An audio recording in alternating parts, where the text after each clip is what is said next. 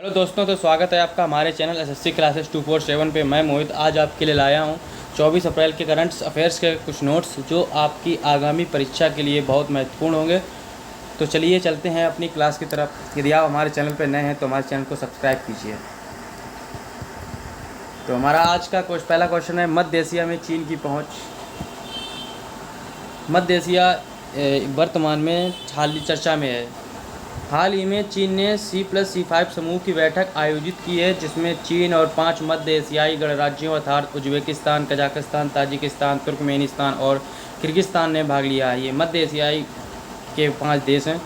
Ukraine पर रूसी आक्रमण के बाद से राजनयिक संबंधों की श्रृंखला में इन देशों के साथ चीन का यह नवीनतम आयोजन था। तो मैप की तरफ लेके चलते हैं आपको। ये हमारा कजाकिस्तान, ये तुर्कमेनिस्तान, ये उज्बेकिस्तान और ये ताजिकिस्तान और ये किर्गिस्तान। आगे बढ़ते हैं। चीन मध्य एशिया संबंध। C+C5 जनवरी 2022 में आयोजित पहले C+C5 शिखर सम्मेलन में चीन और मध्य एशियाई देशों के बीच राजनयिक संबंधों की 30वीं वर्षगांठ मनाई गई। इस क्षेत्र के साथ चीन के ऐतिहासिक, व्यापार और सांस्कृतिक संबंध प्राचीन सिल्क रूट से जुड़े हुए हैं। चीन के लिए महत्व। यह क्षेत्र चीन को सस्ते निर्यात हेतु एक बाजार तथा यूरोप एवं पश्चिम एशिया के बाज़ारों तक ज़मीनी पहुंच प्रदान करता है। मध्य एशिया संसाधन संपन्न है, जिसमें गैस, तेल, यूरेनियम, तांबा तथा सोने जैसे सामरिक खनिजों के बड़े पैमानों पर भंडार हैं। चीन ने जिजियांग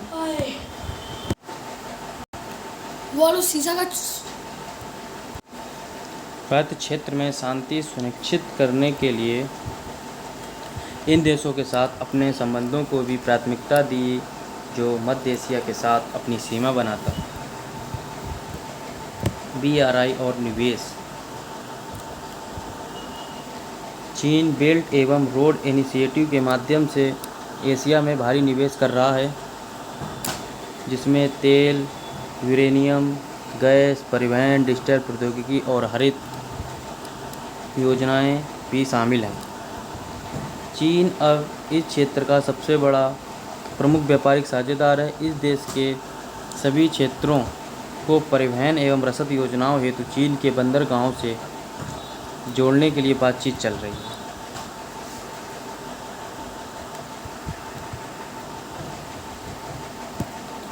रूस, चीन और पश्चिम के साथ C5 संबंध। यह क्षेत्र रूस पर बहुत आर्थिक निर्भर है, जो CSTO समूह सुरक्षा संधि संगठन के माध्यम से मुख्य सुरक्षा प्रदाता भी है। हालांकि CSTO की एकता कमज़ोर हो रही है और यूक्रेन संघर्ष ने मध्य एशिया के साथ रूस की सुरक्षा के परिणामों को भी विशेष चिंताएं बढ़ा दी हैं। वर्ष 2022 में किर्गिस्तान ने CSTO सैन्य अभ्यास रद्द कर दिया है, जो पिछले वर्ष उसके क्षेत्र में आयोजित किया जाना था, और 5 मध्य एशियाई देशों में से किसी ने भी खुले तौर पर संघर्ष में रूस का पक्ष नहीं रखा। फिर भी रूस ने इस क्षेत्र में अपना व्यापार बढ़ाया है, क्योंकि चीन यूरोपीय आयातों पर अपनी निर्भरता कम करना चाहता है। हमारा दूसरा क्वेश्चन है, मंडल आयोग चर्चा में क्यों। बिहार में शुरू हुई जाति सर्वेक्षण के दूसरे चरण के साथ ही कई अन्य राजनीतिक बहसों के कारण मंडल राजनीति एक बार फिर सुर्खियों में आ गई है। मंडल राजनीति और मंडल आयोग।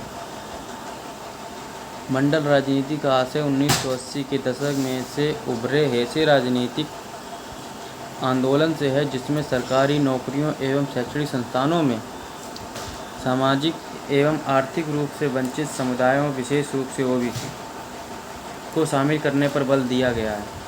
इस आंदोलन का नाम मंडल आयोग के नाम पर रखा गया है। मंडल आयोग का दूसरा सामाजिक एवं शैक्षणिक पिछड़ा वर्ग आयोग को वर्ष 1979 में भारत में सामाजिक एवं शैक्षणिक रूप से पिछड़े वर्ग के लोगों की पहचान करने के लिए गठित किया गया था। इसकी अध्यक्षता BB मंडल ने की थी और इसने वर्ष 1980 में अपनी रिपोर्ट प्रस्तुत की।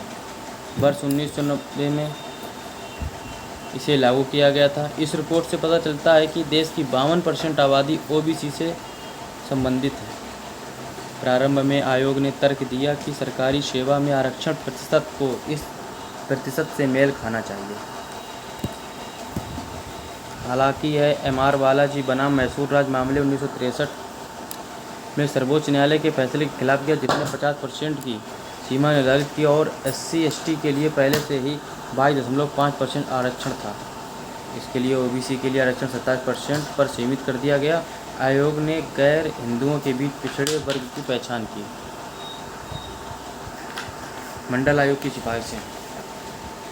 ओबीसी को सार्वजनिक क्षेत्र और सरकारी नौकरियों में 27% का आरक्षण प्रदान किया जाना चाहिए। उन्हें सार्वजनिक सेवाओं के सभी स्तरों पर पदोन्नति में समान 27% आरक्षण प्रदान किया जाना चाहिए। ये मंडल आयोग की सिफारिशें थी। आरक्षित कोटा यदि पूरा नहीं किया गया तो 3 वर्ष के लिए आगे बढ़ाया जाना चाहिए। जैसे कि 27% जो कोटा एक साल में दिया जाता है, अगर ये 27 जैसे माना कि 27 सीटें हैं, अगर ये इस साल सिर्फ 20 ही भरी है, जो 7 सीटें हैं वो अगले नेक्स्ट ईयर के लिए बढ़ाई जाएंगी। आरक्षित कोटा यदि पूरा नहीं हुआ है तो 3 वर्षों के लिए बढ़ाएगा आगे। ओबीसी को SC व ST के समान आयु में छूट देनी चाहिए। जैसे SC/ST को आयु में छूट मिलती है उसी प्रकार ओबीसी को भी छूट मिलनी चाहिए। हमारा तीसरा क्वेश्चन है state of the global climate 2022 WMO। चर्चा में क्यों है ये? हाल ही में विश्व मौसम विज्ञान ने state of the global climate report 2022 जारी की है। यह रिपोर्ट प्रमुख जलवायु संकेतकों ग्रीन हाउस गैस, तापमान, समुद्र स्तर में वृद्धि, महासागरीय ताप और अम्लीयकरण, समुद्री बर्फ एवं हिमनद पर केंद्रित है। रिपोर्ट के निष्कर्ष जो आए हैं, सबसे पहले देखते हैं तापमान। तापमान वर्ष 2022 में वैश्विक औसत तापमान वर्ष 1850 से 1900 के औसत से 1.15 डिग्री सेल्सियस अधिक था। वर्ष 1850 के बाद 2015 से 2022 के लिखित रिकॉर्ड में ये 8 वर्ष सबसे अधिक दर्ज किए गए। 2015 से 2022 जो ये 8 वर्ष हैं सबसे अधिक लिखित वर्ष दर्ज किए गए हैं। यह स्थिति लगातार 3 वर्षों तक कूलिंग ला नीना के बावजूद भी थी। ऐसा ट्रिपल डिप ला नीना पिछले 50 वर्षों में केवल 3 बार हुआ है। ग्रीन हाउस गैसें वो इस प्रकार हैं: carbon dioxide, methane, nitrous oxide की सांद्रता वर्ष 2021 में रिकॉर्ड वार्षिक ऊंचाई पर पहुंच गई है। वर्ष 2020-21 तक मीथेन सांद्रता में रिकॉर्ड वार्षिक वृद्धि देखी गई है।